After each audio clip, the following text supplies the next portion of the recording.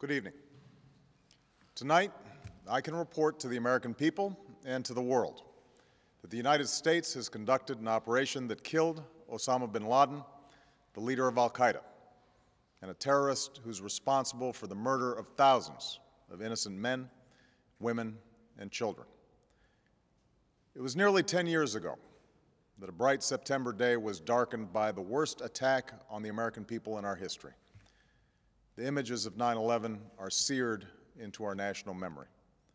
Hijacked planes cutting through a cloudless September sky, the Twin Towers collapsing to the ground, black smoke billowing up from the Pentagon, the wreckage of Flight 93 in Shanksville, Pennsylvania, where the actions of heroic citizens saved even more heartbreak and destruction.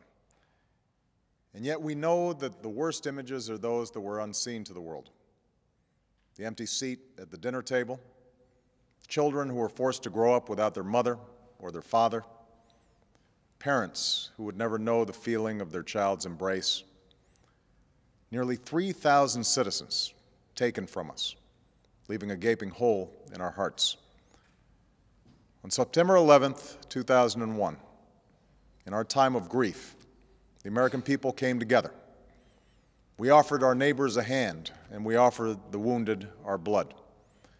We reaffirmed our ties to each other and our love of community and country. On that day, no matter where we came from, what God we prayed to, or what race or ethnicity we were united as one American family. We were also united in our resolve to protect our nation and to bring those who committed this vicious attack to justice.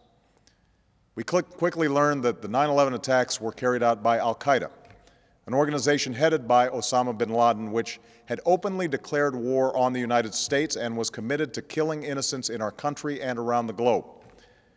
And so we went to war against al-Qaeda to protect our citizens, our friends, and our allies. Over the last 10 years, thanks to the tireless and heroic work of our military and our counterterrorism professionals, we've made great strides in that effort. We've disrupted terrorist attacks and strengthened our homeland defense. In Afghanistan, we removed the Taliban government, which had given bin Laden and al-Qaeda safe haven and support. And around the globe, we worked with our friends and allies to capture or kill scores of al-Qaeda terrorists, including several who were a part of the 9/11 plot. Yet, Osama bin Laden avoided capture and escaped across the Afghan border into Pakistan. Meanwhile, al-Qaeda continued to operate from along that border and operate through its affiliates across the world.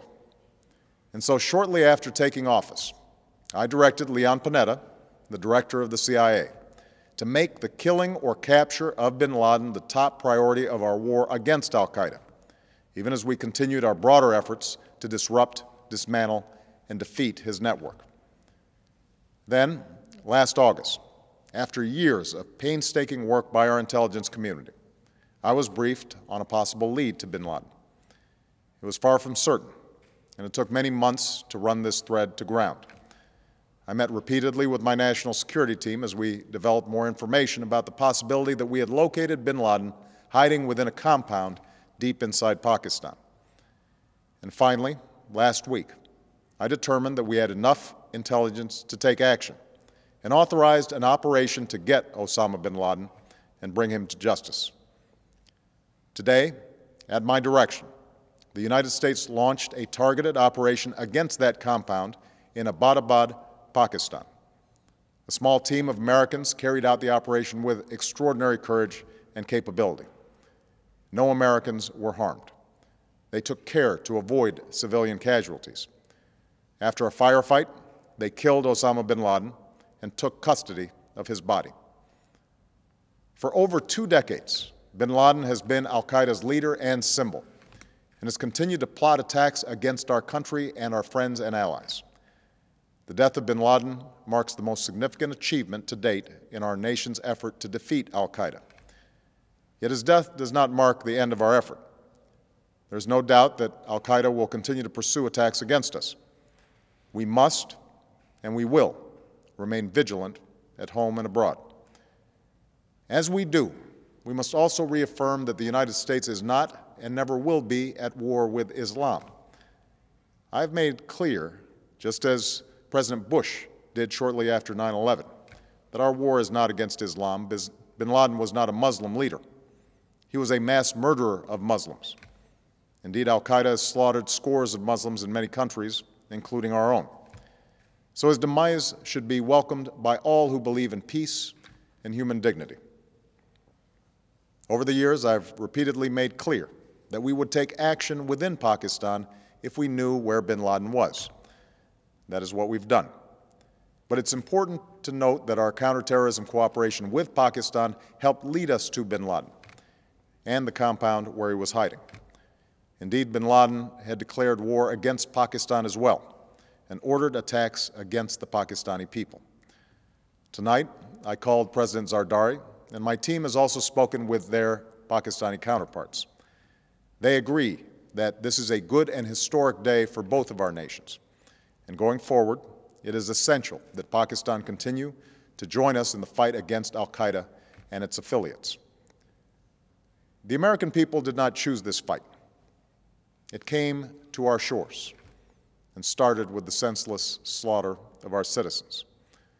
After nearly 10 years of service, struggle, and sacrifice, we know well the costs of war. These efforts weigh on me every time I, as Commander-in-Chief, have to sign a letter to a family that has lost a loved one, or look into the eyes of a service member who's been gravely wounded. So Americans understand the costs of war. Yet, as a country, we will never tolerate our security being threatened, nor stand idly by when our people have been killed. We will be relentless in defense of our citizens and our friends and allies. We will be true to the values that make us who we are.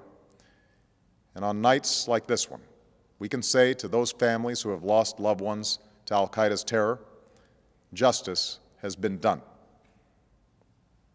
Tonight, we give thanks to the countless intelligence and counterterrorism professionals who've worked tirelessly to achieve this outcome. The American people do not see their work nor know their names, but tonight they feel the satisfaction of their work and the result of their pursuit of justice. We give thanks for the men who carried out this operation, for they exemplify the professionalism, patriotism, and unparalleled courage of those who serve our country. And they are part of a generation that has borne the heaviest share of the burden since that September day.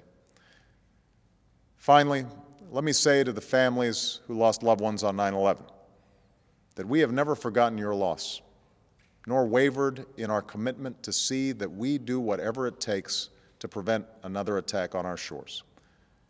And tonight, let us think back to the sense of unity that prevailed on 9/11. I know that it has at times frayed, yet today's achievement is a testament to the greatness of our country and the determination of the American people. The cause of securing our country is not complete, but tonight we are once again reminded that America can do whatever we set our mind to. That is the story of our history. Whether it's the pursuit of prosperity for our people or the struggle for equality for all our citizens, our commitment to stand up for our values abroad, and our sacrifices to make the world a safer place.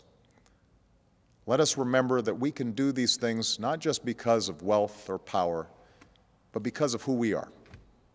One nation, under God, indivisible, with liberty and justice for all. Thank you. May God bless you, and may God bless the United States of America.